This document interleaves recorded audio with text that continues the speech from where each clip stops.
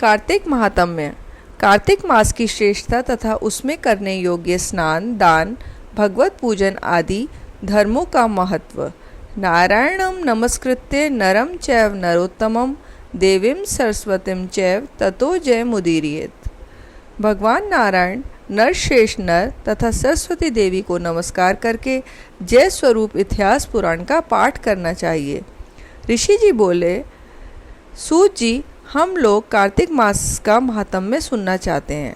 सूत जी बोले, ऋषियों, तुमने जो मुझसे प्रश्न किया है उसी को ब्रह्मपुत्र नारद जी ने जगत गुरु ब्रह्मा से इस प्रकार पूछा था।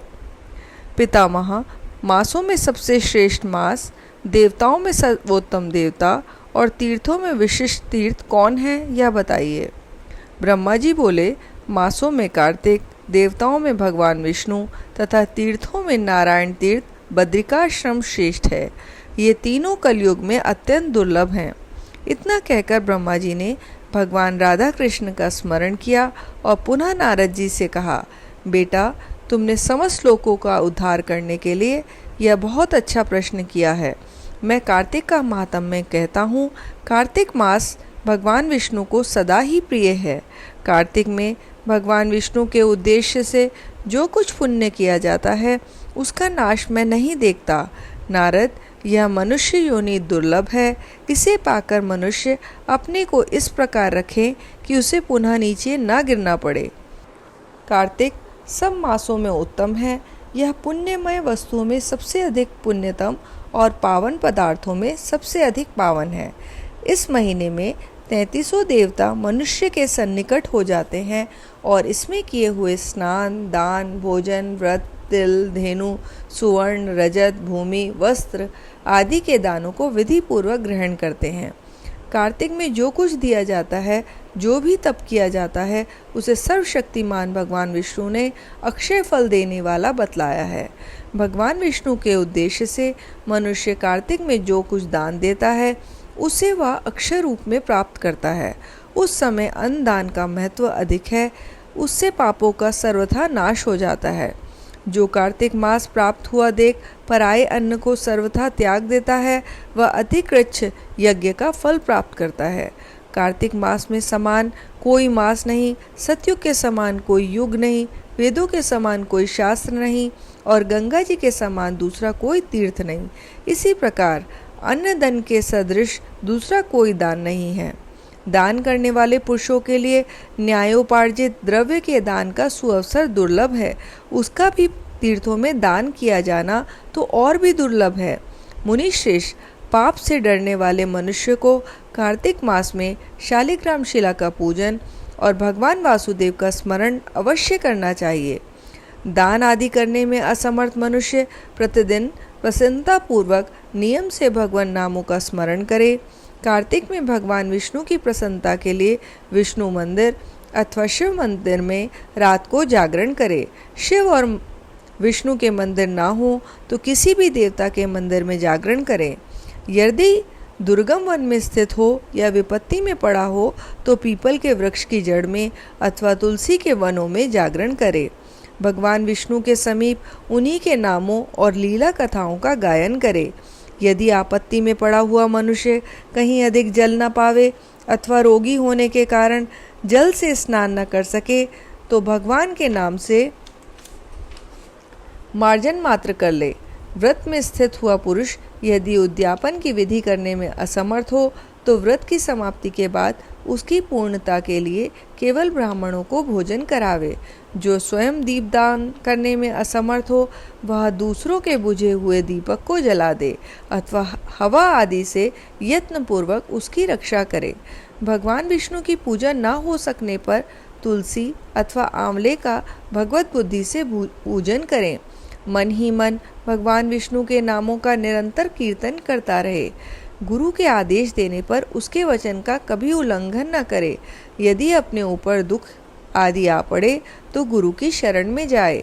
गुरु की प्रसन्नता से मनुष्य सब कुछ प्राप्त कर लेता है। परम बुद्धिमान कपिल और महातपस्वी सुमति भी अपने गुरु गौतम की सेवा से अमरत्व को प्राप्त हुए हैं। इसलिए विष्णु भक्त पुरुष कार्तिक में सब प्रकार से प्रयत्न करके गुरु की सेवा करें। ऐसा करने से उसे मोक्ष की प्राप्ति होती है। सब दानों से बढ़कर कन्यादान है, उससे अधिक विद्यादान है। विद्यादान से भी गोदान का महत्व अधिक है और गोदान से भी बढ़कर अन्नदान है, क्योंकि यह समस्त संसार अन्न के आधार पर ही जीवित रहता है। इसलिए कार्तिक में अन्नदान अवश्य करना चाहिए। कार्तिक में नियम का पालन करने पर अवश्य ही भगवान विष्णु का सारूप्य एवं मोक्षदायक पद प्राप्त होता है। कार्तिक में ब्राह्मण पति पत्नी को भोजन कराना चाहिए, चंदन से उनका पूजन करना चाहिए, अनेक प्रकार के वस्त्र, रत्न और कंबल देने चाहिए। ओढ़ने के साथ ही रुईदार बिछावन, जूता और छाता भी दान करना चाहिए। कार्तिक में भूमि पर शयन करने वाला मनुष्य युग युग के पापों का नाश कर डालता है। जो कार्तिक मास में भगवान विष्णु के आगे अरुणोदय काल में जागरण करता है और नदी में स्नान, भगवान विष्णु की कथा का श्रवण, वैष्णवों का दर्शन तथा नित्य प्रति भगवान विष्णु का पूजन करता है, उसके पितरों का नरक से उद्धार हो जाता है। अहो, जिन लोगों ने भक्ति पूर्वक भगवान विष्णु का पूजन नहीं किया, वे इस कलयुग की कंदरा में गिरकर नष्ट हो गए, लुट गए। जो मनुष्य कमल के एक फूल से देवताओं के समीप स्वामी भगवान कमलापति की पूजा करता है, वह करोड़ों जन्मों के पापों का नाश कर डालता है। मुनि श्रेष्ठ, जो कार्तिक में 1,00,000 तुलसी दल चढ़ाकर भगवान विष्णु की पूजा करता है, वह एक एक दल पर मुक्त दान करने का फल प्राप्त करता है।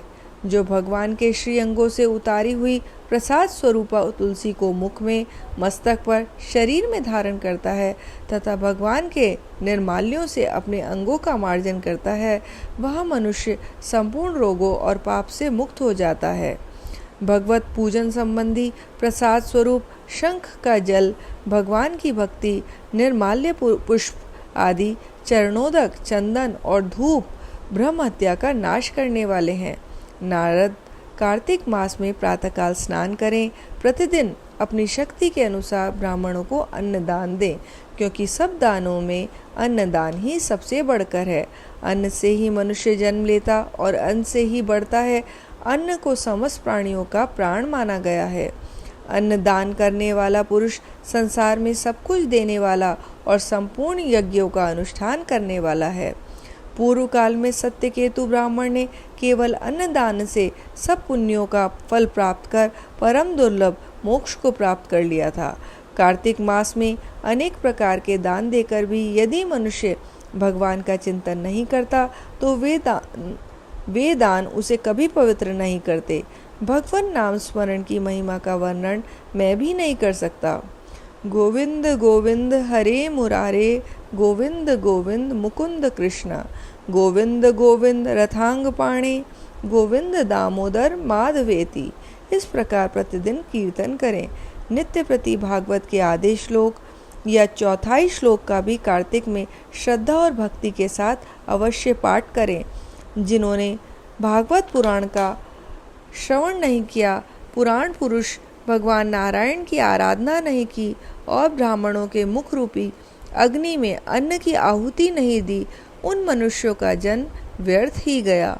देवर्षि, जो मनुष्य कार्तिक मास में प्रतिदिन गीता जी का पाठ करता है, उसके पुण्य फल का वर्णन करने की शक्ति मुझ में नहीं है। गीता के समान कोई शास्त्र ना तो हुआ है और ना होगा। एकमात्र गीता जी ही सदा सब पापों को हरने वाली और मोक्ष देने वाली हैं। गीता जी के एक अध्याय का पाठ करने से मनुष्य घोर नरक से मुक्त हो जाते हैं, जैसे जड़ ब्राह्मण मुक्त हो गया था। 7 समुद्रों तक की पृथ्वी का दान करने से जो फल प्राप्त होता है, शालिग्राम शिला के दान करने से मनुष्य उसी फल को प्राप्त कर लेता है। अतः कार्तिक मास में स्नान तथा दान पूर्वक शालिग्राम शिला का दान अवश्य करना चाहिए। हरिओम तत्सत, हरिओम तत्सत, हरिओम तत्सत।